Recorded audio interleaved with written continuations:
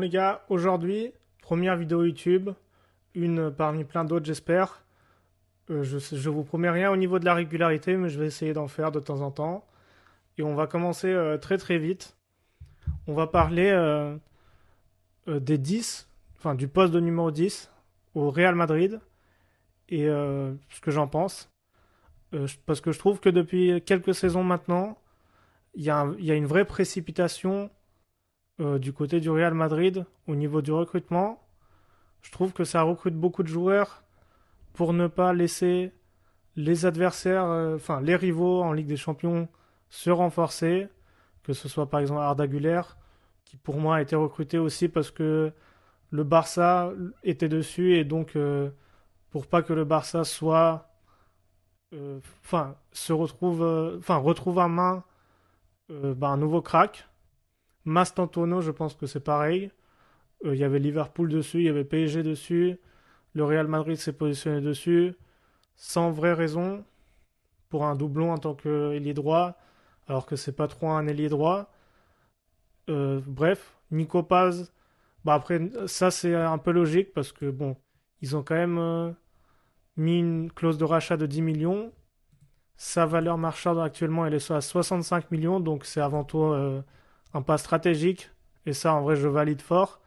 Limite, tu le rachètes, enfin, tu le reprends cet été pour 10 millions et tu le vends pour 60. Tu te fais 50 millions de bénéfices instantanément. Tu le récupères, tu le vends directement en première ligue ou quelque part. Et Brahim Diaz, il était revenu de son prêt maintenant en 2023, je pense. Il est resté depuis au Real, il s'est jamais imposé. Par-ci par-là, des bouts de match, pas mal, en Ligue des Champions notamment contre Leipzig, mais pas plus que ça. Bref, s'il y a un point commun qui réunit ces quatre joueurs-là, c'est les quatre sont gauchers. Les quatre sont utilisés par le Real Madrid. Enfin, Nico Paz qui va arriver. Donc on va le mettre un tout petit peu de côté pour l'instant. Oups. Bref, les trois sont utilisés surtout du côté droit par le Real Madrid. Malgré le fait que leur plein potentiel, enfin, ils joueraient à leur plein potentiel dans l'axe, dans un rôle plus axial, plus centré. On l'a vu, Brahim Diaz, on l'a vu avec le Maroc par exemple, à la CAN, ou tout court avec le Maroc. Avec l'AC Milan aussi, il jouait plus au numéro 10. Mastantono, à River Plate, il avait un petit truc avec le côté droit, mais c'était jamais un ailier droit. Il était, il récupérait des ballons du côté droit et il se dirigeait un peu vers l'axe pour ensuite tirer, construire du jeu à droite, à gauche. Mais c'était pas du tout un ailier droit, enfin c'était pas du tout un ailier droit traditionnel. Et pour Arda Güler, bah, je connais très très bien en tant que supporter de Fenerbahçe. Il avait commencé en tant que milieu droit, pas ailier. Il était un peu bridé au début parce que bon, il était à droite, mais il créait du jeu. Il changeait de côté, il centrait. Voilà, mais il descendait jamais sur la ligne comme ça. Il jouait plus vers là, milieu droit, dans un 4-4-2. Par la suite, avec le temps, quand il a commencé à être vraiment fort, vers la fin de la saison, on l'a mis dans l'axe. Il avait mis un doublé contre Istanbulspor. Je m'en souviens très très bien. Euh, et lui, pareil, on l'a vu même avec la Turquie, l'équipe nationale de la Turquie. Son rôle, c'est. Enfin, son poste préférentiel, c'est numéro 10. Bien central, bien axé, pour pouvoir construire le jeu à gauche, à droite, tirer. Il sait aussi tirer les coups francs, tout comme Mastantono. Enfin bref. Donc je suis vraiment surpris du recrutement du Real Madrid depuis quelques années maintenant, parce que ils recrutent des joueurs dont ils n'ont pas besoin, dans le but pour moi de ne pas laisser les rivaux se renforcer. C'est une stratégie, mais quand on regarde, il y a eu aucun entraîneur dans le passé qui a utilisé au Real Madrid un système avec un numéro 10 ou un avant-centre. Depuis James Rodriguez, depuis Isco, on n'a pas vu de numéro 10 au Real Madrid. Et ces joueurs-là, ils sont recrutés pour pour jouer sur le côté droit, pour être bridés et pas pouvoir jouer à leur plein potentiel. Et donc, si on parle de l'avenir de ces quatre joueurs-là, moi, si je suis le Real Madrid, cet été, déjà, je commence par vendre Brahim Diaz. Voilà, il a 35 millions de valeur marchande. Il a fait une belle canne, même si bon, la fin ne s'est pas très très bien terminée. Mais je pense que tu peux le vendre, surtout que pour moi, c'est pas un joueur du niveau du Real Madrid. Pour moi, tu peux le vendre à, je le verrais bien à Betis, Real Betis. Il connaît le championnat, la Liga. Betis, c'est une équipe compétitive avec Anthony, avec Isco qui arrive sur la fin. D'ailleurs, c'est pour ça que je propose cette équipe-là. T'as même t'as des bons joueurs. Il y a Altimira, je crois. Nathan en défenseur central. Enfin bref, l'effectif est bon. Chaque saison, ça joue l'Europa League. Et peut-être dans quelques saisons, s'il se renforce, avec Ezabde aussi, j'ai oublié de citer, ça peut très très bien jouer le top 4 en la Liga. Parce que chaque saison, enfin, ça finit par changer. Et le top 4 en La Liga, à la place de Bilbao, c'est envisageable pour moi. Séville, ils sont plus dans la course et je pense pas qu'ils vont y retourner bientôt. Donc devant Bilbao, devant Real Sociedad, je dirais. Bref, tu vends Brahim Diaz, je le verrais bien à Real Betis pour 30 millions pour remplacer Isco qui arrive sur la fin, comme j'ai dit. Mais c'est pas forcément à Betis, tu peux le vendre ailleurs. Mais pour moi, c'est pas un joueur du calibre du Real Madrid. Ça l'a jamais été. Et pour son bien, il doit partir pour plus jouer et pour le bien du Real aussi. Si on vient au cas Mastantuono, très talentueux, mais je pense pas qu'il va réussir à s'imposer au Real Madrid. La seule chose où il peut coller au Real Madrid, c'est la Grinta, et ça, au Real Madrid, c'est important. Bah, Grinta, Argentin, ça va ensemble dans tous les cas. Mais bon, je pense pas qu'il va réussir à s'imposer. Donc Mastantuono, moi, ce que je fais, je le prête. Je le prête, pas pour une saison, mais 2 saisons. Je le verrais bien, par exemple, à Com pour remplacer Nico Paz. Ou alors peut-être à Leverkusen, mais un club où il va pouvoir être compétitif, s'acclimater au football européen, se mettre en confiance et revenir, enfin, jouer, et surtout jouer à son rôle traditionnel, à son rôle préférentiel qui est jouer dans l'axe. Et par la suite, après 2 saisons passées en prêt, où il aura de la confiance, il aura de l'expérience, il sera acclimaté au changement de club, à l'Europe, tout ça. Tu le récupères, t'essayes peut-être de le faire progresser en tant que milieu central. Faut pas oublier que c'est un 2007, très jeune. Ou alors, t'essayes de le faire jouer en numéro 10 avec un potentiel nouvel entraîneur qui sera là d'ici 2028. Ensuite, si on vient au cas Nico Paz, cet été, il va revenir et c'est une très belle recrue. C'est un joueur que j'adore, tout simplement. En revanche, pareil, je pense pas qu'il pourra jouer au poste de numéro 10 parce que, à part s'il y a une surprise au niveau de l'entraîneur, le Real, je pense pas qu'ils joueront avec un 10. Ils vont toujours jouer avec le 4-3. Est-ce qu'il jouera avant-centre derrière Mbappé? Bah, ça convient toujours pas. Même dans le losange, ça marche pas. Donc, mais il y a une chose qui sépare quand même tous ces joueurs-là, c'est que Nico Paz fait quand même 1m86.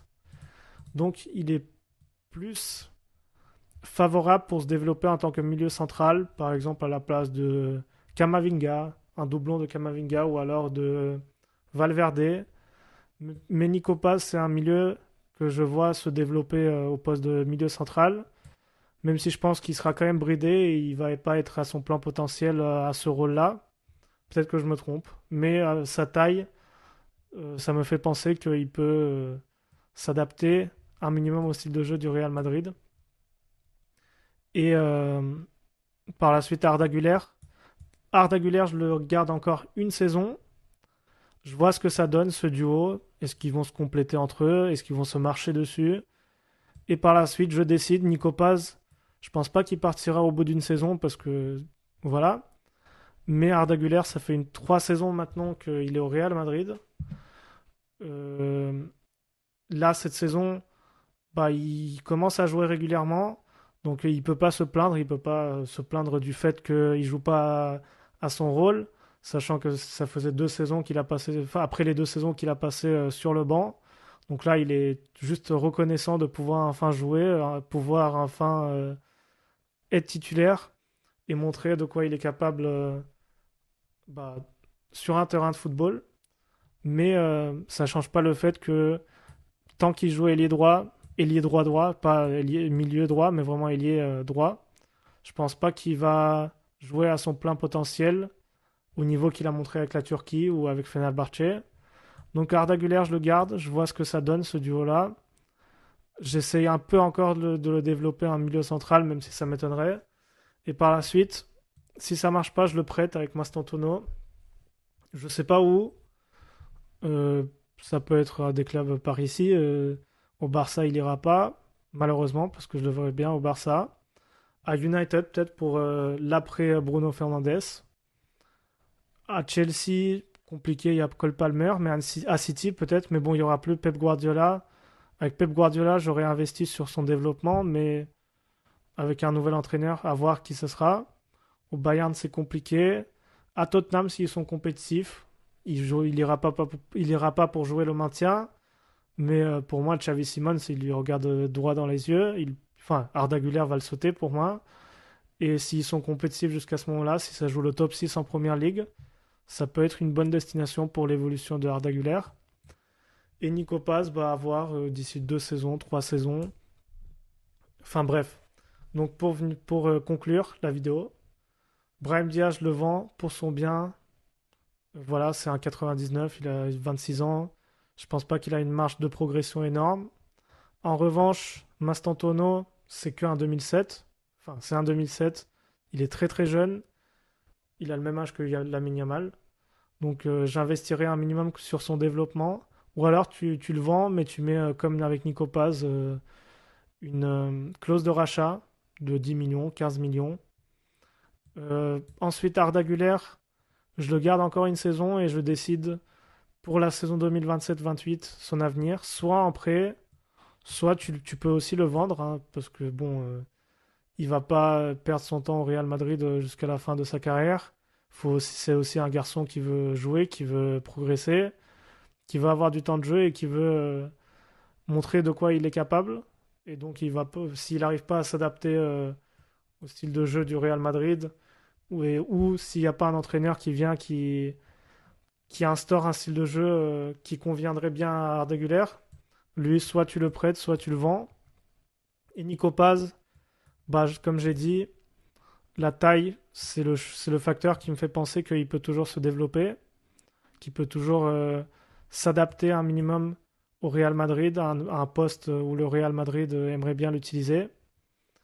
Mais voilà, et après, au bout de 2 3 saisons, pareil, tu regardes ce que ça donne avec le retour de Mastantuono peut-être, ou même le retour de Arda Güler de près, etc. En tout cas, ces 4 joueurs, ce qui les unit, c'est le fait qu'ils soient gauchers, aussi leur âge, ces trois-là, 2004, 2005, 2007.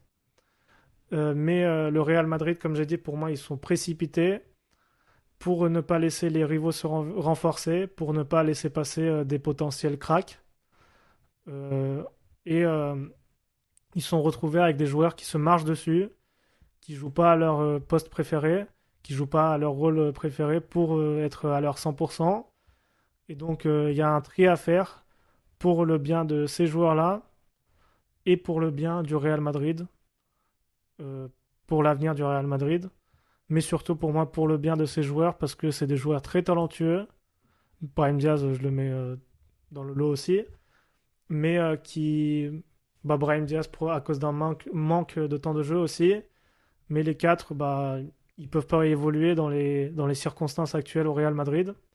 Donc ils ont besoin d'un changement d'environnement. Il y en a qui en ont besoin dans quelques mois. Il y en a qui en ont besoin d'ici quelques années. Donc à voir.